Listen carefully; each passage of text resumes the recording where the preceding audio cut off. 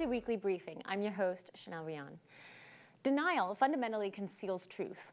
The bigger the truth, the more pathetic the denial. We're not going to be in a recession, in my view. My hope is we go from this rapid growth to steady growth. And so we'll see some coming down. But I don't think we're going to, God willing, I don't think we're going to see a recession. President Biden says this chiefly because he has absolutely no clue where he is, what he's doing, or why he's here. The unfortunate reality is Joe Biden is the gaffe-dribbling, low-IQ mouthpiece of the world's most incompetent denialists.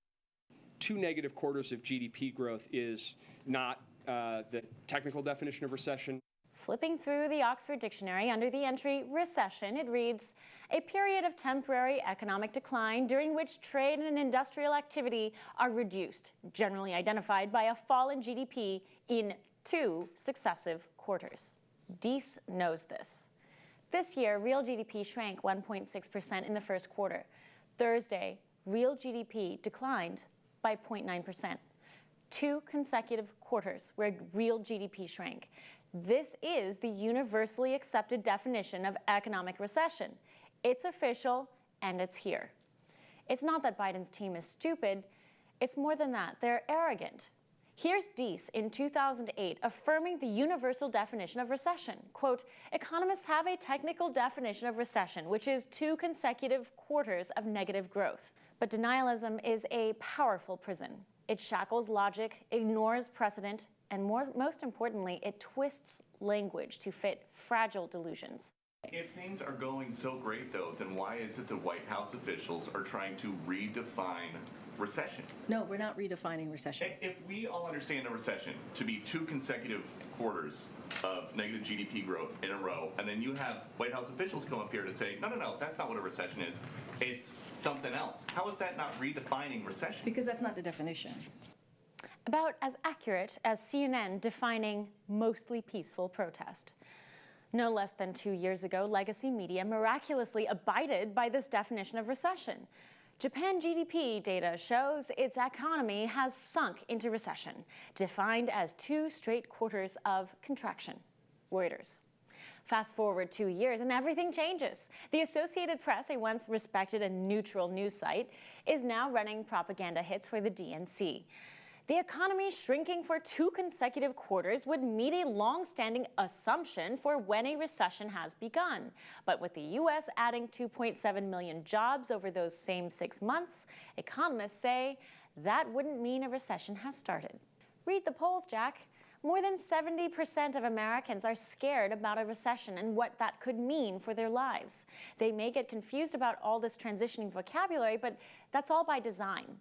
The left has devolved society into one where words are all transitory things. Slowly but surely, they have assaulted the essence of meanings, once immune to such attacks.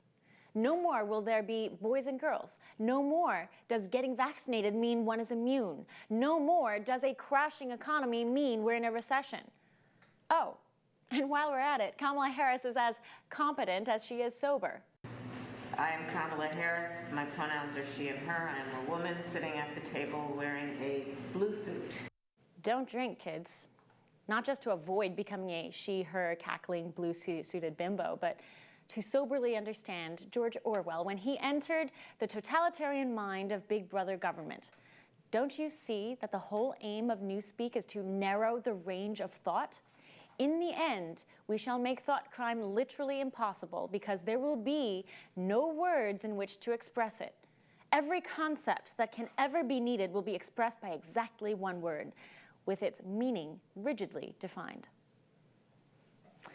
Let's roll in the cleanup cart. Essential to understanding our current recession is to clearly understand one of its underlying causes, runaway inflation. One that Biden insists is caused by Putin. No one believes that. Even Obama's economist says this historic inflation has been caused by too much Joe Biden. Milton Friedman, remember, boiled it down to its essence. His summation deserves periodic revisiting.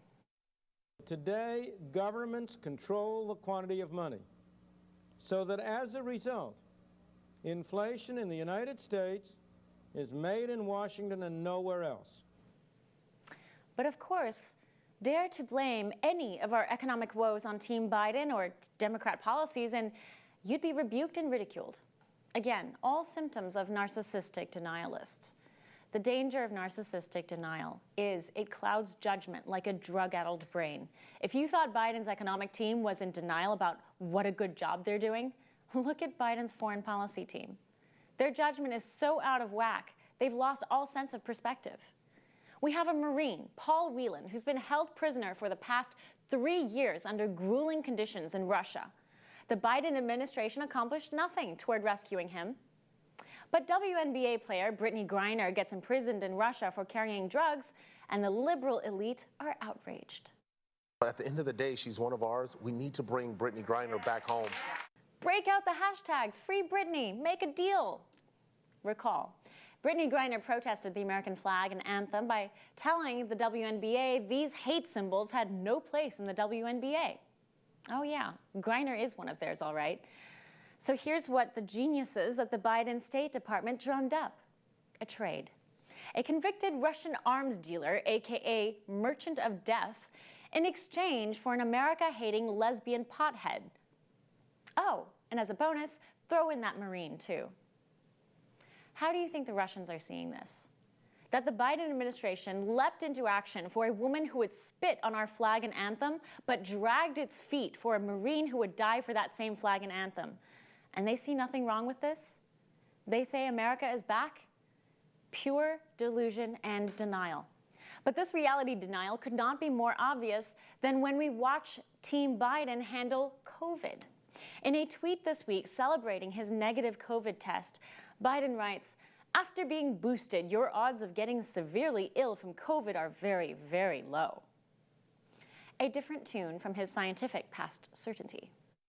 You're okay. You're not going to get COVID if you have these vaccinations. And remember how it went from vaccinate to stop the spread to vaccinate or die? For unvaccinated, we are looking at a winter of severe illness and death for unvaccinated. For themselves, their families, and the hospitals they'll soon overwhelm. But back to Biden's COVID recovery journey, because he got COVID ultimately, having been shot up 4 times, we have this amazing bit of theater. Here's the bottom line. When my predecessor got COVID, he had to get helicoptered to Walter Reed Medical Center. When I got COVID, I worked from upstairs of the White House, and the office is upstairs, and for that 5-day period. The difference is vaccinations, of course. You mean Trump's vaccines? No one seems willing to point out, too, that the version of COVID that Biden has is likely the BA.5 subvariant, an extremely mild version of COVID. There are nearly no deaths from this variant. Biden shouldn't be bragging about his strength compared to Trump. He should be giving Trump a call to thank him for Operation Warp Speed, if in fact the vaccine is the reason for the mildness. The stench of denial reeks here. Biden's refusal to acknowledge the work of Donald Trump in the making of the very COVID vaccines Biden now has is about as pathetic as it gets. It's denialism at its peak. Biden denies Trump the credit by applauding the vaccines, but not the team behind that vaccine. Ultimately, denialism is as exhausting as it is transparent. It is reserved for those who cannot and will not admit the existence of facts and reality. Fortunately, such habits of being and thought burn themselves out, as well they should.